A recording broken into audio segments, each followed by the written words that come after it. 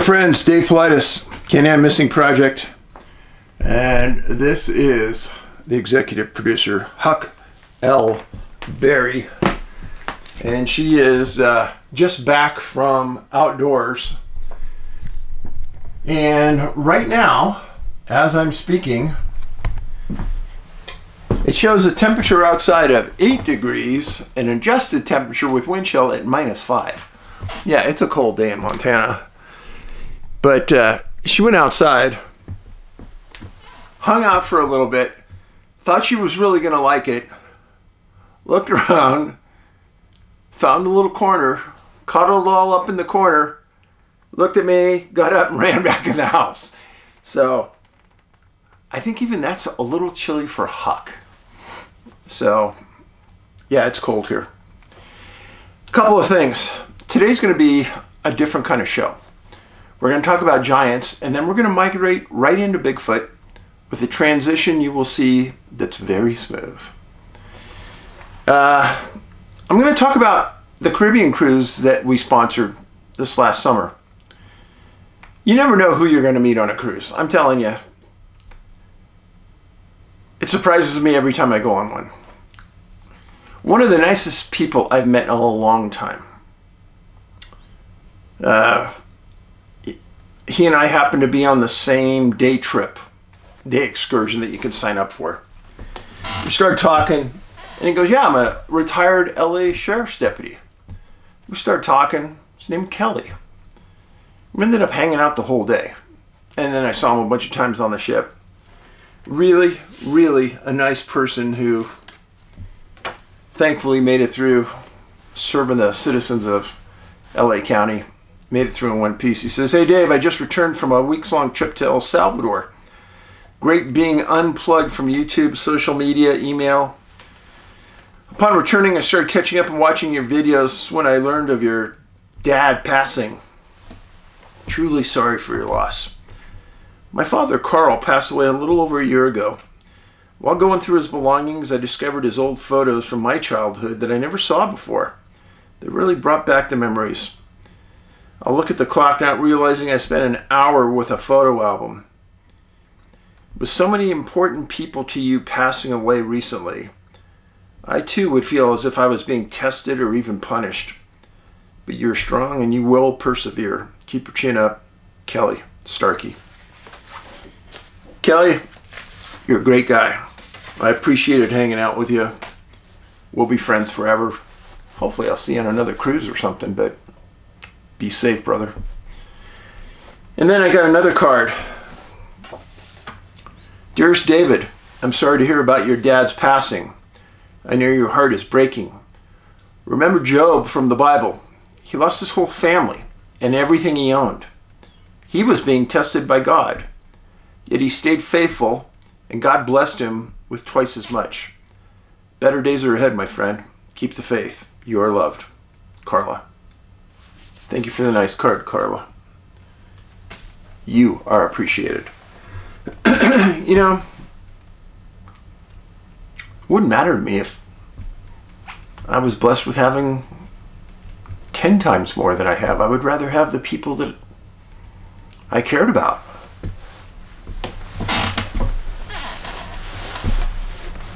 So that's why, to me, it seems like punishment. And I'm trying to figure that out. But I try not to also dwell on it, because I got to survive. I got to move forward. And thankfully, you guys help a lot. Now, I was going through some very old articles I had on giants that I've never publicized before. Kansas City Star, January 16th, 1904. Was this man 11 feet tall? Huge human bones found in gravel in Winnemucca, Nevada. Couple of things. These giant human bones are found predominantly in two places, in gravel and in mounds. Yeah, mounds. Winnemucca, Nevada. Workmen digging gravel here uncovered yesterday at a depth of 12 feet bones that were once part of a skeleton of a gigantic human being. Dr. Samuels, a physician here, pronounced them the bones of a man who must have been nearly 11 feet tall. Why did I pull that? Because I think a physician knows what human bones look like, and he wouldn't make that mistake that, oh, these are animal bones. No, I think a physician would know. And there's so many articles saying, oh, you know, they're mistaken, people found them, they mistake them for animal and human, blah, blah. No, a physician does not. So, one of the best examples I could find that, yeah, giant human bones are being found. Daily Arizona Silver Bullet, July 15th, 1909. Huge human skull. Rancher at Weston, Imperial County, makes interesting discovery. Dateline Brawley. George Turner visited his holding in the new town of Weston recently, and while digging a ditch, unearthed a huge human skull and the femurs or thigh bones of a very large man, all of which were covered with 2 feet of earth on the primitive desert, and which bear evidences of great antiquity. Near the skull was found a section of what looks like to be old-fashioned trace chain, wholly unlike anything manufactured in the present age, which, if it belonged to the owner of the skull, would place him far back in the past. The frontal bone is small for such a huge skull, while the occipital bone is way behind the size of any man known living today. The femurs indicate a gigantic frame, and wonder of it all is how much a man came to die there, as the stature of all local tribes is much below the normal human size. Further and extensive search will be made to see if other remains lie in the area of the town of Weston.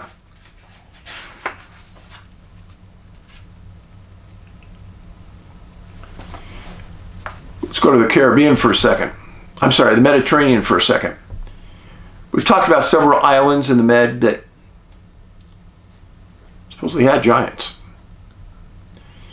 Chicago Tribune, Sunday, June 24th, 1923. It says, Etna's eruption, War of Giants, Legend of Sicily, swore vengeance on the island, peasants believe. Mount Etna's eruption is a vendetta of giants, according to peasants and shepherds in this locality. A man about 80 years of age with a thick white beard sitting in the fashion of Rodin's famous statue, The Thinker, above the Saros Railway, watching the slow but irresistible advance of fire and flood, remarked with philosophical resignation, quote, "It is the vendetta of giants. They swore vengeance upon us for 10,000 years." This is a story you will not hear in today's history. This was written in 1923. The man, whose name is Carmine Donato, told me a long story of the giants of Sicily. After further investigating among country folks, I was able to construct the following legend. About 1,000 years ago, the angels came down in Sicily and married some Sicilian girls. From this union sprang a race of giants from 30 to 35 feet in height. They soon became the rulers of the land and enslaved the maltreated and inhabitants. War ensued between the inhabitants and the giants, which lasted several centuries. Finally, by divine aid, the inhabitants drove the giants onto a small island near the coast of Sicily. The little island was in the exact location where Mount Etna now stands, which then was separated from Sicily by 2 miles. For years, the giants endeavored to regain possession of Sicily, but the inhabitants guarding the shore prevented them doing so. The giants fed on grass and trees. When every bit of vegetation was exhausted, they shouted across the channel offers of peace, declaring themselves willing to return and become humble servants, but the Sicilians refused. The giants, enraged, shouted a 10,000-year vendetta on the Sicilian people and disappeared into a huge flame. Immediately thereafter, a terrible earthquake on the island opened up and began emitting fire and burning stone, and grew into an incandescent mountain, soon joining the mainland of Sicily. An interesting incident in conjunction with this fable is that the jawbones, teeth, and ribs of the giants, supposedly to be 10 meters high, have actually been found in this vicinity. Now that's interesting. I've never heard that explanation, but when you go back in time and you read the perception of this 100 years ago, why don't others want us to hear this? Well, many of you have hit on it, and that is they want us to believe in the evolutionary theory of man, or they don't want us to know that there may be facts out there that support the Bible. Two theories. Then I found this. This isn't an article. This was actually on a website. It says the giants of Sicily are deeply rooted in local mythology and history. Sicily's legends often feature giants believed to be the island's first inhabitants. These tales have persisted through centuries, intertwining with various cultures that have influenced the region. Giovanni Boccaccio documented the discovery of a giant skeleton in Trapani during the 1300s, which remained on display for centuries. The Homeric Cyclops, described in ancient texts, are also part of Sicily's giant lore, suggesting a rich tradition in giant mythology.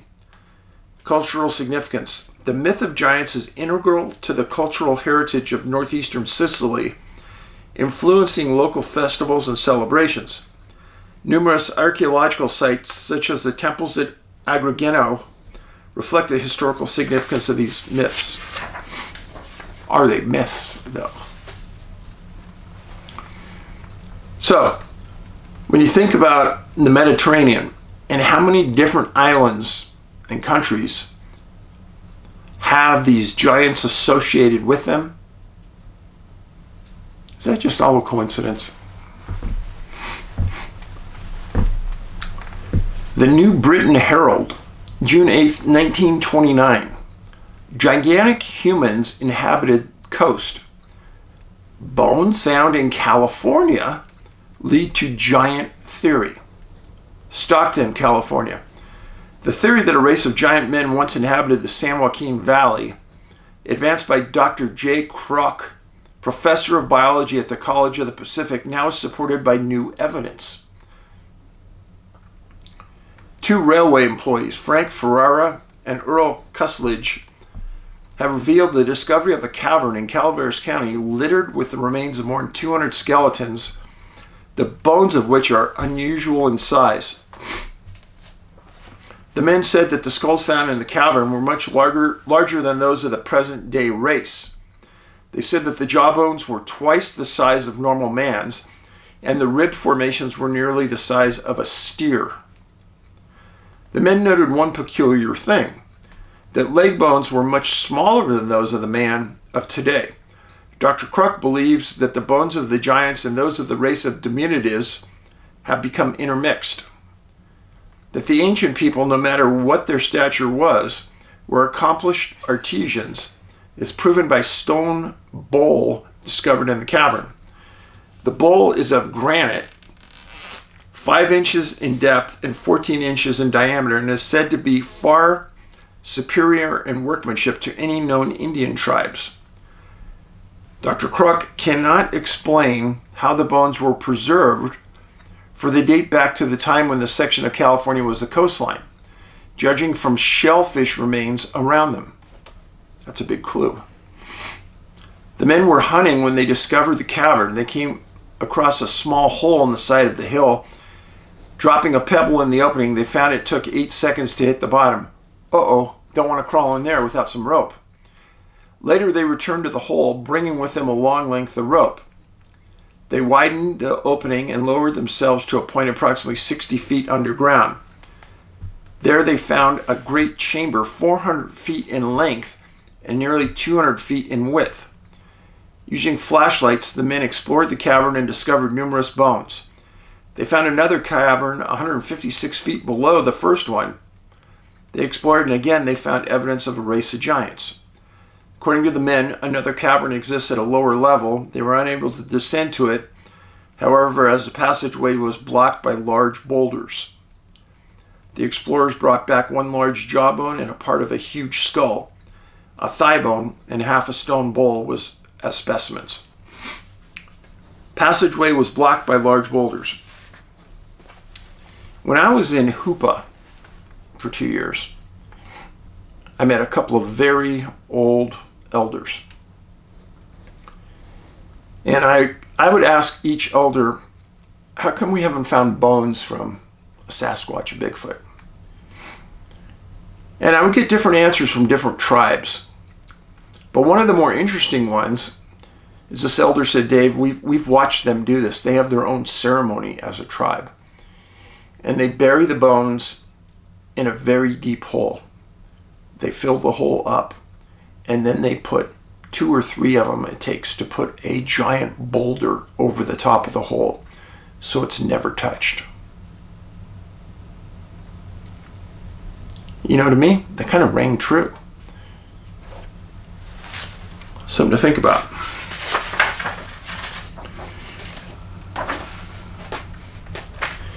And then I like to show you pictures when I find them.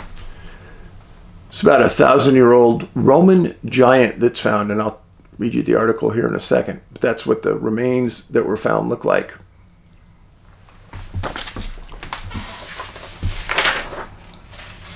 And this is in England, found near Rugby. The site of a Roman station on the Waiting Street near Shawwell, Rugby, and fringed in these modern times by the large, pits of Shawwell sand and gravel company, has become of renewed interest to archaeologists and anthropologists since the discovery there this week of a human skull and other bones thought to be well over 1,000 years old. The most impressive find is a huge human skull, which Mr. Peter Falk, a biology master at the Rugby School and an expert in antiques, found in the locality described yesterday as the biggest I have ever seen.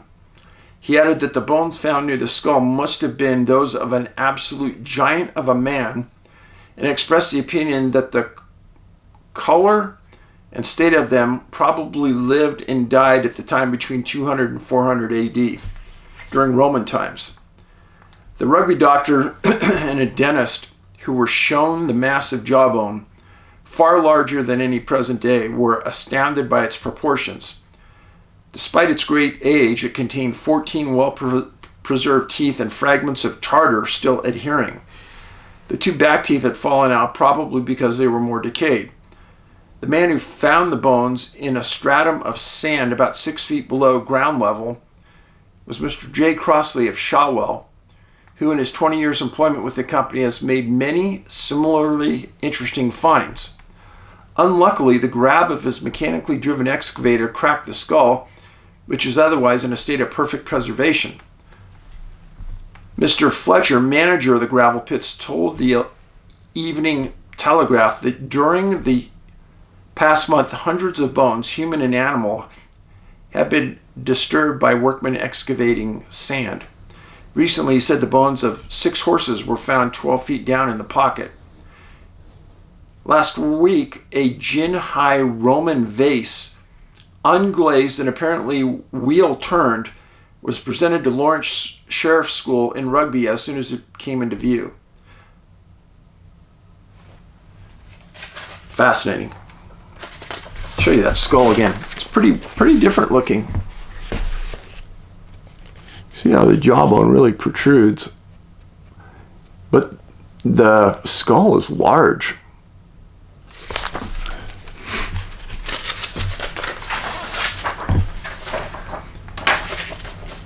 Sardinia. 4,000-year-old giants in the Liverpool Echo, October 30th, 1953. Excavators nearby have uncovered the skeletons of 2 giant warriors who died 4,000 years ago. Professor Giovanni Lulu, who investigated the find, said it could help to prove the existence of a civilization contemporaneous with that of the Homeric heroes. Eyewitnesses said that the 2 skeletons, both intact and surrounded by weapons, furnishings, and vases, were of men more than 8 feet tall. This was in Reuters in 1953. And why do I tell you all that? Well, I've got some pretty nasty mail from some people in the last couple weeks saying, oh, don't talk about that stupid giants anymore. That's been proven not true. Well, yeah.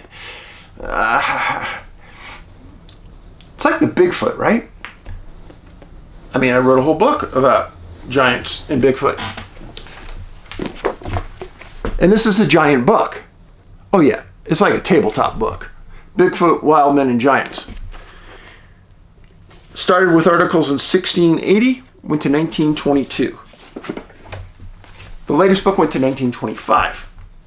And yes, it is huge. And yes, there are more articles about Bigfoot, a creature that looks like Bigfoot, not called Bigfoot, wild men most of the time. Same with giants. And the articles, if you look at them year over year, they kind of all define something that we would say is Bigfoot, but they didn't know that word of Bigfoot back then. Speaking of Bigfoot, in 1928, there was a group of explorers, Native Americans, First Nations people, that had heard the stories about Vancouver Island, and they called them hairy giants. In fact, this is the head of the article that I'm going to talk to you about. And in the book I just showed you that I wrote, there's many articles in there about people that had encountered these bipeds on Vancouver Island. Now this is one of the best articles that I've ever seen. So what happened was that these group of people got together and they said, hey, we're going to go into the far reaches of the island. We're going to prove that these things exist or prove that they don't exist. It says, do the mountains of the interior of Vancouver Island offer shelter to a race of hairy giants? Now, we've been talking about just giants. Now they're talking about hairy giants. Are they one and the same? Some Indians declare that they do, and that the survivors of the once powerful tribe, the hairy giants are a tribe of people, gifted with powers of mesmerism, hide from the paleface, and a civilization in the forests and caves of the central range of the island, and about Mount St. Helens in Oregon.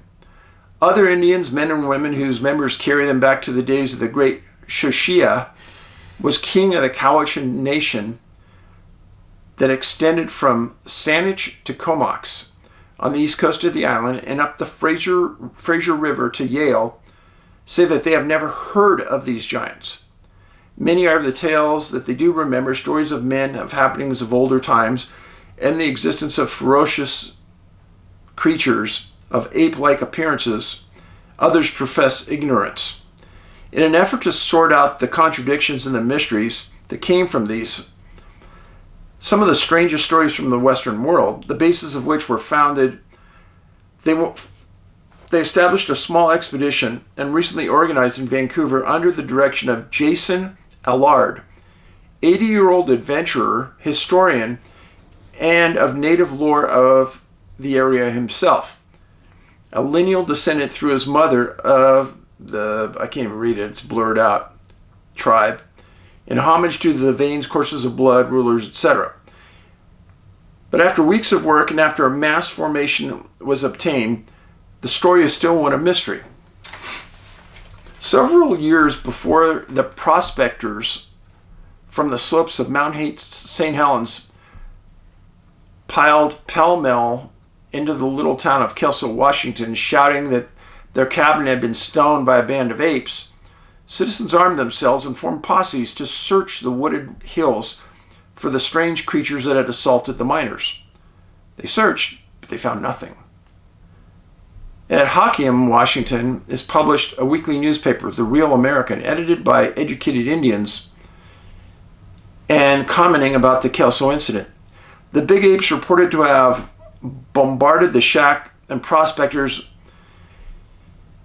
The Northwest Indians, boy, this is a lot of this article is really bad. The Silitics and the history of them is a secret because the tribe is from the Northwest. Another reason is that they would never divulge themselves as Northwest Indians. Know that the white men would not believe the stories regarding the Silitic tribe, so it wasn't talked about. Jorge Zatsky, an educated Indian writer on the subject, describes the Silitics.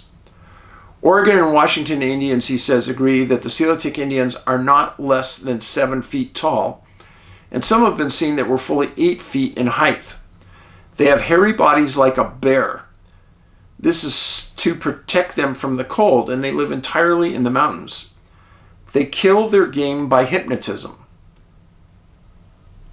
They have great supernatural powers.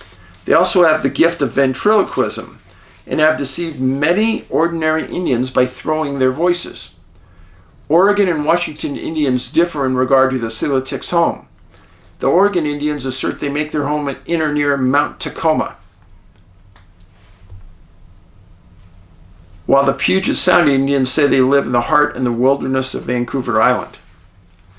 Mr. Allard, likening his search to that of the first Jason who sought the Golden Fleece, carried his investigation across the border, and there he heard the strange story of Harry Napoleon, the Clallam tribe who claimed to have come into contact with the Silitics on Vancouver Island.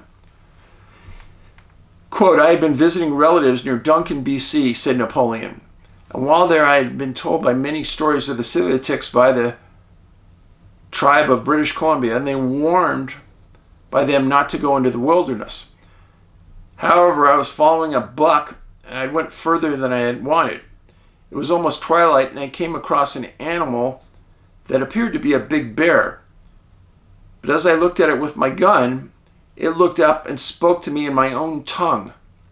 It was a man, 7 feet tall, and his body is very hairy.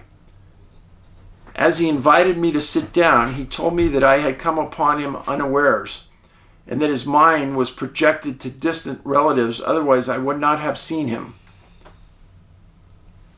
You paying attention to this? If you watched American Sasquatch, this should be making sense to you. Quote, the giant Indian then invited me to meet the tribe. We followed a trail, and just at twilight we entered an underground trail. Finally, this took us to the home of the Silitic tribe. They treated me with every courtesy while in their home. During the winter, the Silitic said, we sleep like the bear. Then when the spring comes, we make our regular trip to the Skagway Nut or mountain ranges that come out of Mount Tacoma. Then we go to Mount St. Helens, and sometimes we go down under the mountains and return around by the Olympics and back home again. The next night I was escorted back to the village where I stayed with my relatives. Another Washington Indian who was willing to give views on the subject of the Silitics, Mr. Allard found, was Peter J. James, a man who is highly respected among the Northwestern tribes and has acted as their representative in conferences with the officials of the United States. He is of the Lumi tribe and recalls hearing of the fight between the Duwamish and the Silitics from his mother.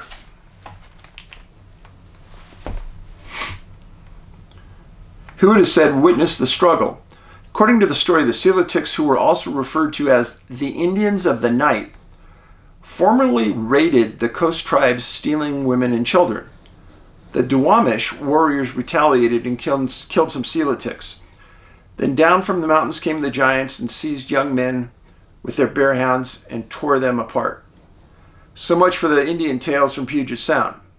They alone would not have led Jason to search for the Golden Fleece, but when supported by the testimony of white men who on several occasions in the past 20 years reported the existence of a wild man in different parts of Vancouver Island, it was thought that there might be something to the story.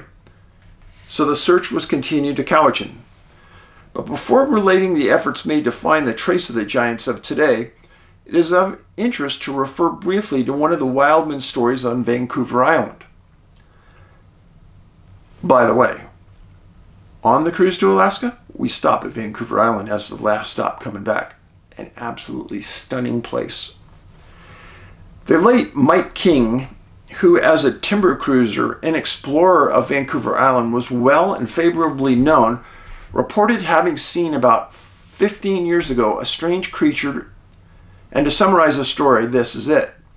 Mr. King was crossing the trail from Port Hardy to the west coast when one late afternoon he saw near the trail a small gully, what he at first thought was a brown bear. He lifted his rifle to shoot, but stopped, for it had appeared to be a man. The creature, alarmed and taken by surprise, fled up the opposite side of the gully. Mr. King had an excellent opportunity to observe it and declared that it was a human, a man of large proportions and covered with long hair. Are you catching this? See, even 100 years ago, the things we know as Bigfoot, Sasquatch today, they were called humans back then. Mr. King later descended into the gully and found the bones of an animal and meat laid out in preparation for a meal. Other stories were told of people having seen the creatures of a similar character, which not only tallied closely with the description given by Mr. King, but also the Indian descriptions of the Coelitics. Again, there's a story current about Comox that the Paulides tribe, Paulides, like punt the football and ledge, once a powerful band, but now numbering so few that they have been merged with the Comox by the Indian Department, were practically wiped out, only one or two families escaping from the 75 years ago by the invasion in the night, a war party of strange unknown natives who swarmed down from the mountain heights of what is now known as the Forbidden Plateau, a few miles from Courtenay. Today, coast Indians cannot be induced to venture to this scenic wonderland where beneath towering peaks, luxurious grasses and beautiful wild flowers grow beside cool lakes that swarm with trout. I'd like to go there. Having gathered together all those facts and fancies, Jason led the Golden Fleece hunters to the wilds of Cowichan to check up on the story of Henry Napoleon told, and particularly the existence of the Coelitics being well known to the Cowichan tribes. Inquiry among Indians at Duncan resulted in the declaration that a man named Lewis might know. Lewis lived at some distance down the road that leads to Cowichan Bay. But upon being asked about the giants, he declared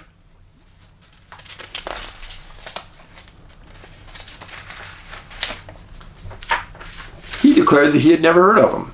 In fact, he could not remember any Indian stories at all, although he was reputed to be gifted with a knowledge that surpassed that of the others who were more ready to talk. Now, this happens a lot. You get told that a certain elder has this knowledge, and you go there, and the elder will size you up. And if they don't trust you, you don't hear anything. Kind of sounds what happened here. Old Jimmy, it was said, might know, but Jimmy lived beyond Coxsala and probably would not be at home. But then there were the Pilquallam. He would know if the person did. Pilquallam lived on the slopes of Prevost Mountain. So up the windy, winding road where the wind-black Mount Prevost bulked against the darkening sky, the searchers for the missing tribe made their way, and in a little hut near where, like an enormous incense burner, the flaming waste pile of a mill cast red reflections high up under the velvety blackness of the hills, he was found. In the guttural language of his people, he answered the questions put to him, but he had not heard. Other stories he could and did tell, stories of long ago when the world was young, and when his memory faltered, his good wife would assist him, and at some incident of the chase, or a tale of tribal warfare, was recited with his dark eyes would flash. But the man, with all of his lore and with all of his willingness to tell all he knew to one he recognized as a grateful chief among his people, he did not know anything of the giants. Strange things had happened back in those blue and black hills, strange things that he declared true. It might be that there had been giants, but he had never heard of them. But had the seekers visited Chief Charlie Quaternion, the venerable head of the Somesius people? Charlie would know if anyone did, for Charlie was so old that he remembered the days before the white man came to cultivate the land. So away from the mountain home of Pilquallum, away from the place where the mill refused burn like the altar flame of the temple, other Indians there were, many of them, who were spoken to but never had heard of the Siletics. Perhaps venture one. The story was misplaced. It might well be that the Sook hills and not the mountains of the Cowichan sheltered the giants. White men, too, pioneers who had grown gray of the Cowichan Valley, were interviewed, but without success. The search was made for Chief Quitquarton, and the aged prince arose from his neckbed to receive Jason Allard and his party. For did not the blood of the great chief mix with that of those of the white people? And with rare grace and politeness, the chief gave greeting with the pale-faced followers of the descendant of the Shoshia. The powerful man, Chief Charlie, must have been in the vigorous days as his young manhood, for sickness and age have not succeeded in hiding his great breadth of shoulders or depth of chest, nor has time changed the proud poise of his massive head with his brow broadened in the cradle of a boardhound. How were the Cowichans created? But he had not heard of the giants. But he would tell of how Cowichans were created. Siletsa was the name of the first Cowichan. Pay attention. He was dropped by God from the skies near the great mountain, Swukas, in the Indian tongue, but known to the whites as Mount Prevost. He was dropped by the gods. Kind of sounds like the UFO connection, doesn't it? And Carl, you haven't watched that? Go to Tubi. You can watch it for free. Missing 411, the UFO connection. About the same time, God sent him companions, 10 men and a woman, but all the Siletsas was the first. Gradually the tribe increased, and many were the adventures that befell those first inhabitants of the Cowichan country. And in the midst of all the dangers that came, there was to be found Siletsa. It was found the dog on Mount Prevost, a strange animal that when the lordly and Kovatods heard of it, they came to see and possess themselves of this animal. There was a fight in the big skin tent for the people who lived in the tents with them. And then the Shiwasans were exterminated. Yeah. When I first read all that, the amount of coincidental stories with what I know to be true are unbelievable. Now, for people who have never been to Vancouver Island, it is an island, but it's almost a misrepresentation to call it an island. It is huge. And in the middle of it, they have some huge mountains. Oh, and there are some weird disappearances on that place. Really weird. So, were there giants in Canada on Vancouver Island? I would say that too many people have come forward with stories that are too similar to ignore. It's almost an impossibility not to think that they were there. And they might still be there if you believe in the portal theory. And for myself, I'll keep saying this. Vancouver Island is surrounded by water. The islands in the Mediterranean, surrounded by water. Water is the key, folks. And if you notice when they talked about walking location to location, so the Olympic Peninsula is located just south of Vancouver Island. And the Juan de Fuca Straits separate those two locations. Dr. Robert Alley has talked about the Bigfoot swimming in amongst islands in Alaska. Could they have swam between them? Sure. But it almost sounds as if there was some kind of cave passage between these locations that they traveled between Mount St. Helens, the Olympics, Vancouver Island, Mount Tacoma. Yeah. It's quite a story once you get into it, but I wanted to read that to you just so you could get dropped from the sky. I think that's the epiphany of today. Thank you for being here. Kindness is key. You guys are great. Be safe. Paulides out.